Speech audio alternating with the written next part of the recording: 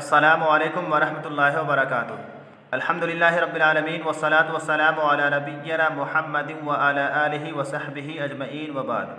عزیز طلبہ ثانویہ اولی، آج ہمیں فعل معطل کی چوتھی اور آخری قسم یعنی فعل لفیف سے متعلق پڑھنا ہے۔ لفیف کا لغوی معنی کیا ہے؟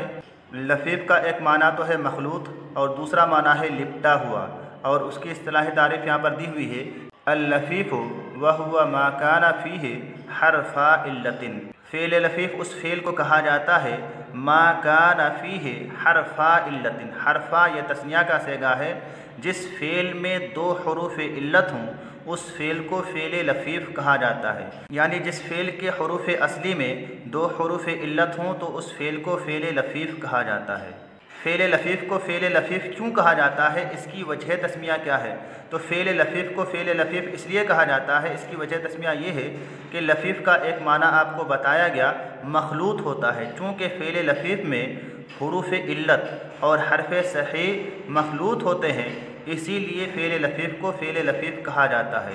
اسی طرح سے ایک دوسری وجہ تسمیہ اس کی یہ ہے کہ فعل لفیف کا دوسرا معنی ہوتا ہے لپٹا ہوا۔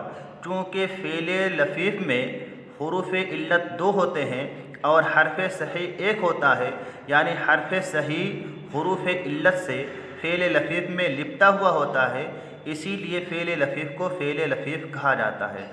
تو ان وجوہات کی بنا پر فعل لفیف کو فعل لفیف کہا جاتا ہے، یا تو حروف علت اور حرف صحیح کے مخلوط ہونے کی وجہ سے، یا حرف صحیح کے حروف علت سے لپٹے ہوئے ہونے کی وجہ سے فعل لفیف کو فعل لفیف کہا جاتا ہے۔ اس کے بعد فعل لفیف کی قسمیں بیان کی جا رہی ہیں۔ کہا جا رہا ہے وَيَنْقَسِمُ قِسْمَيْنِ، اور فعل لفیف دو قسموں کی طرف منقسم ہوتا ہے۔ فعل لفیف کی دو قسمیں ہیں، کیا کیا؟ نمبر ایک، الف پہ کہا جا رہا ہے لفیف مفروق۔ پہلی قسم ہے لفیف مفروق، اور دوسری قسم نیچے بیان کی جا رہی ہے با پہ لفیف مقرون۔ لفیف مقرون، یہ دو قسمیں ہیں فعل لفیف کی، ایک تو ہے لفیف مفروق اور دوسری قسم ہے لفیف مقرون۔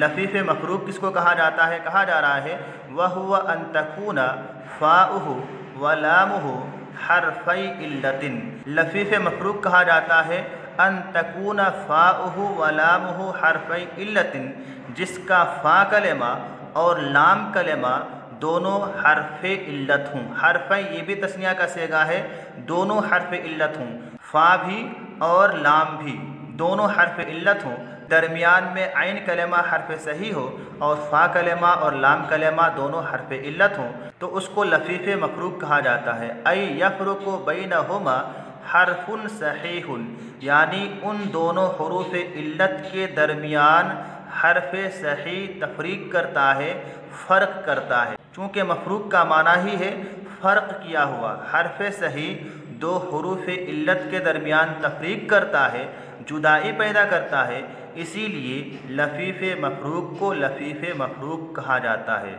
اگر آپ سے سوال ہو کہ لفیف مفروق کو لفیف مفروق کیوں کہا جاتا ہے، تو آپ اس کا جواب دیں گے کہ مفروق کا معنی ہوتا ہے جدائی پیدا کیا ہوا۔ چونکہ لفیف مفروق میں دو حروف علت کے مابین حرف صحیح جدائی پیدا کر دیتا ہے، اسی لیے لفیف مفروق کو لفیف مفروق کہا جاتا ہے۔ اس کی مثال کیا ہے وہ یہاں پر بیان کی جا رہی ہے۔ مثال جیسے ہے وشا وعا ولیا۔ پہلی مثال ہے وشا۔ وشا یشی کا معنی شکایت کرنا ہوتا ہے۔ اس کلمہ میں پہلا کلمہ واو اور آخری کلمہ لام کلمہ یائی، یہ دونوں حروف علت ہیں، درمیان میں شین یہ صحیح حرف ہے، اور یہ صحیح حرف واو اور یا فا کلمہ اور لام کلمہ کے درمیان تفریق پیدا کر رہا ہے، جدائی پیدا کر رہا ہے، اسی لیے یہ لفیف مفروق ہے۔ اس کے بعد دوسرا کلمہ ہے وعا۔ وعا ای کا معنی ہوتا ہے ہڈی کا ٹیڑھے پن کے ساتھ جڑ جانا، ٹھیک ہو جانا۔ اس کلمہ میں بھی واو فا کلمہ اور یا لام کلمہ دونوں حروف علت ہیں اور درمیان میں عین حرف صحیح ہے، دونوں کے درمیان یہ عین جو کہ عین کلمہ ہے تفریق پیدا کر رہا ہے، جدائی پیدا کر رہا ہے، یہ بھی لفیف مفروق کی مثال ہے۔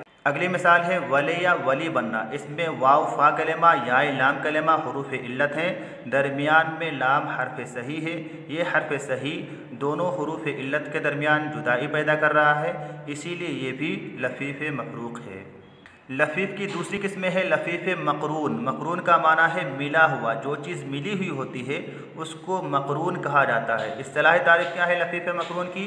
वह हुवा अन तकूना ऐनुहु व लामुहु हरफ़ै इल्लतिन, जिसका ऐन कलमा और लाम कलमा दोनों के दोनों हुरूफ़ इल्लत हों, उसको लफ़ीफ़ मक़रून कहा जाता है। हरफ़ै तस्निया का सेगा है, दोनों हुरूफ़ इल्लत हों। ऐ अन्नहुमा मुक़्तरिनाने, यानी वो दोनों के दोनों यानी दोनों हुरूफ़ इल्लत मिले हुए होते हैं। तो अगर लफ़ीफ़ मक़रून की वजह तस्मिया पूछी जाए कि लफ़ीफ़ मक़रून को लफ़ीफ़ मक़रून क्यों कहा जाता है, उसकी वजह तस्मिया क्या है, तो ये बताना है कि मक़रून का माना है मिला हुआ। चूँकि लफ़ीफ़ मक़रून में दोनों हुरूफ़ इल्लत मिले हुए होते हैं, इसीलिए लफ़ीफ़ मक़रून को लफ़ीफ़ मक़रून कहा जाता है। उसके बाद मिसाल दी जा रही है लफ़ीफ़ मक़रून की, जैसे है कवा, अवा और कविया। कवा यकवी का माना बताया गया था, कपड़ा प्रेस करना। कवा में वाव और या यानी ऐन कलेमा और लाम कलेमा हुरूफ़ इल्लत हैं और दोनों चूँकि मिले हुए हैं, ऐन कलेमा लाम कलेमा एक साथ हैं, इसीलिए इसको लफ़ीफ़ मक़रून कहा जाएगा। दूसरी मिसाल है अवा। अवा यकवी का माना होता है थोथनी उठा करके मुसलसल चीखना। इसमें भी वाव और या यानी ऐन कलेमा और लाम कलेमा एक साथ है हुरूफ़ इल्लत, इसीलिए इसको भी लफ़ीफ़ मक़रून कहा जाएगा। आखिरी मिसाल है कविया। कविया में भी वाव और या यानी ऐन कलेमा और लाम कलेमा हुरूफ़ इल्लत हैं, दोनों एक साथ हैं, इसीलिए ये भी लफ़ीफ़ मक़रून है। तो ये मोतल की हमने चारों किस्में पढ़ लिया, मिसाल, अजवफ़, नाक़िस और लफ़ीफ़ से मुताल्लिक़। फ़ेल मिसाल का एक और नाम है, फ़ेल मिसाल को मुअत्तलुल फ़ा भी कहा जाता है। इसी तरह से फ़ेल अजवफ़ को मुअत्तलुल ऐन भी कहा जाता है। एक और इसका नाम है, इसको ज़ुस्सलासा भी कहा जाता है, यानी तीन वाला। ज़ुस्सलासा क्यों कहा जाता है? ज़ुस्सलासा इसलिए कहा जाता है क्योंकि इसके फ़ेल माज़ी के वाहिद मुतकल्लिम में तीन हुरूफ़ होते हैं, जैसे कुल्तो, बिअतो। कुल्तो में तीन हुरूफ़ हैं, बिअतो में भी तीन हुरूफ़ हैं। इसी तरह से फ़ेल नाक़िस को मुअत्तलुल लाम भी कहा जाता है। इसका एक और नाम है, यानी ज़ुल अरबअह। ज़ुल अरबअह का माना है चार वाला। ज़ुल अरबअह कहने का सबब ये है कि इसके फ़ेल माज़ी के वाहिद मुतकल्लिम में चार हुरूफ़ होते हैं, जैसे दअउतु। दअउतु में देखिए यहाँ पर दाल, ऐन, वाव और ता चार हुरूफ़ हैं, इसीलिए इसको ज़ुल अरबअह भी कहा जाता है। उसके बाद यहाँ पर मलहूज़ह बताया जा रहा है, नोट बताया जा रहा है। इंद तत्बीक यजिब अन तुजर्रिदल फ़िअला मिन ज़वाइदिही लितअरिफ़ा नौअहू। तत्बीक के वक्त ज़रूरी है कि आप फ़ेल को ज़ाइद हुरूफ़ से खाली कर दें ताकि आप उसकी किस्म जानें। यानी आपको अगर मालूम करना हो कि कलेमा मुअत्तल है या सही है, मुअत्तल है तो कौन सा मुअत्तल है, मुअत्तलुल फ़ा है या ऐन है या लाम है, फ़ेल अजवफ़ है, फ़ेल नाक़िस है या मिसाल है, लफ़ीफ़ है, और अगर सही है तो कैसा सही है, ये अगर आपको जानना हो तो आपको क्या करना पड़ेगा? तत्बीक के वक्त ज़रूरी है कि आपको ज़ाइद हुरूफ़ से उस कलेमा को खाली करना पड़ेगा ताकि आप उस कलेमा की किस्म जानें कि ये हकीकत में क्या है, फ़ेल मिसाल है या फ़ेल अजवफ़ है या फ़ेल नाक़िस है या महमूज़ है या मुज़ाअफ़ है या फ़ेल सही सालिम है।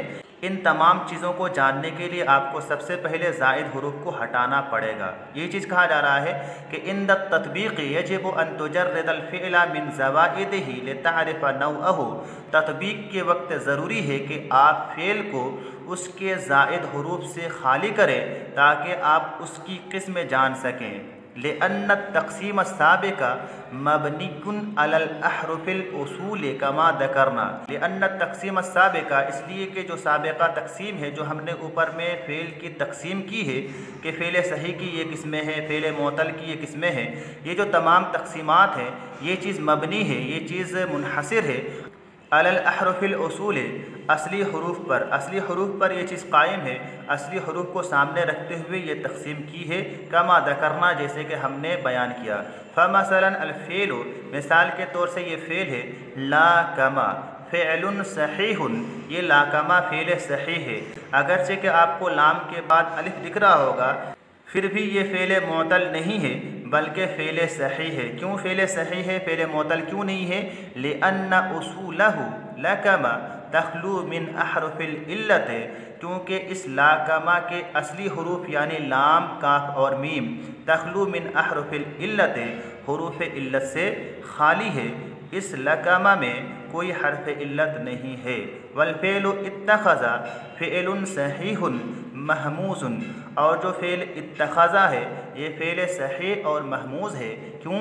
लिअन्ना उसूलहु अख़ज़ा, क्योंकि इसके असली हरूफ अख़ज़ा है, हमज़ा, खा और दाल। वलफ़ेलु इत्तआदा फ़ेलो मिसालिन, और जो फ़ेल इत्तआदा है ये फ़ेल मिसाल है। अगरचे कि यहाँ पर आपको कोई हर्फ इल्लत नहीं दिख रहा होगा, लेकिन फिर भी इत्तआदा फ़ेल मिसाल है। क्यों?